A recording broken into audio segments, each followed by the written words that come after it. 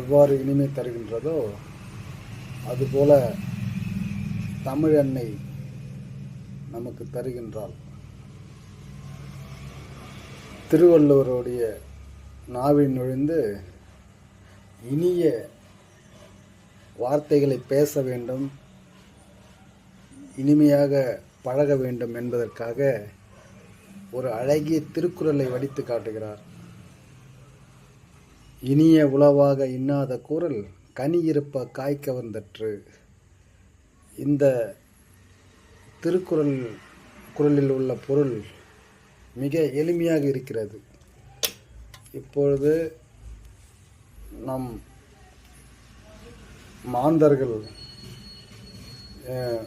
இனிமையான சொற்களை விடுத்து கடுமையான சொற்களை பேசுகிறார்கள். அதுக்கு எது ஊமையாக காட்டுகிறார் என்றால், ஒரு கனிகள் நிறைந்த ஒரு மரத்தில் கனிகள் நிறைந்து சுவை தருகின்ற அந்த இடத்தில் அதை விடுத்து காய்களை பறித்து